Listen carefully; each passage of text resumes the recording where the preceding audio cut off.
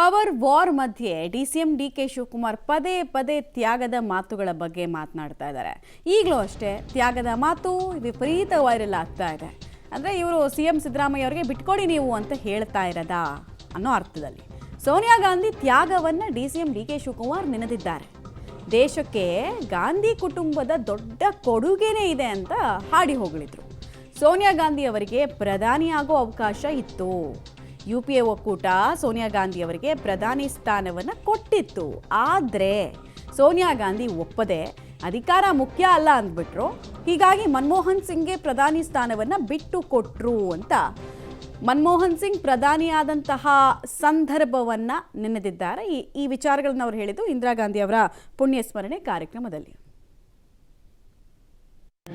ದೊಡ್ಡ ಗಾಂಧಿ ಕುಟುಂಬದ ಕೊಡುಗೆ ಇನ್ನ ಕೂಡ ಇವತ್ತು ಹೋಗ್ತಾ ಇದೆ. ಇವತ್ತು ಅವರ ಸೊಸೆ ಸೋನಿಯಾ ಗಾಂಧಿ ಈ ದೇಶದ ಪ್ರಧಾನಮಂತ್ರಿ ಆಗುವಂತ ಒಂದು ದೊಡ್ಡ ಅವಕಾಶ ಇದೆ. ಈ ದೇಶದಲ್ಲಿ ಅನೇಕರು ಟೀಕೆ ಮಾಡೋದು ಸಾಧ್ಯ ಇಲ್ಲ, ನಾವು ತಲೆ ಬೋಳ್ಸ್ಬಿಡ್ತೀವಿ ಅಂತೇಳಿ ಸುಷ್ಮಾ ಸ್ವರಾಜ್ ಮತ್ತು ಮಧ್ಯಪ್ರದೇಶದ ಮಾಜಿ ಮುಖ್ಯಮಂತ್ರಿ ಅವರು ಕೂಡ ಹೇಳಿದ್ರು. ಆದರೆ ಇವತ್ತು ಅವತ್ತಿನ ಕಾಲದಲ್ಲಿ ಡೀಟೇಲ್ಸ್ ಕೊಡ್ತಾರೆ ಸುಕೇಶ್. ಸೋನಿಯಾ ಗಾಂಧಿ ಅವರು ಬಿಟ್ಟು ಕೊಟ್ರ ಅಥವಾ ಬಿಟ್ಟು ಕೊಡುವಂತೆ ಆಯ್ತಾ ಅನ್ನೋದು ಡಿಬೇಟಬಲ್ ಇಶ್ಯೂ. ಅದನ್ನ ಪಕ್ಕಕ್ಕಿಟ್ಟು ಈ ವಿಚಾರವನ್ನು ಪದೇ ಪದೇ ಪ್ರಸ್ತಾಪ ಮಾಡ್ತಾ ಇದ್ದಾರೆ. ಇದು ಫಸ್ಟ್ ಟೈಮ್ ಪ್ರಸ್ತಾಪ ಮಾಡಿರೋದಲ್ಲ DK ಶಿವಕುಮಾರ್. ಸೊ ನೀವು ಬಿಟ್ಟು ಕೊಡಿ ಅನ್ನೋದನ್ನ ಸೂಚ್ಯವಾಗಿ ಇಂಡೈರೆಕ್ಟಾಗಿ ಅವಕಾಶ ಸಿಕ್ಕಾಗಲೆಲ್ಲ ಸಿದ್ದರಾಮಯ್ಯ ಅವ್ರಿಗೆ ಹೇಳ್ತಾ ಇದ್ದಾರಾ? ಹಿಂಗೆ ವ್ಯಾಖ್ಯಾನಿಸ್ಬೋದಾ ಇದನ್ನ?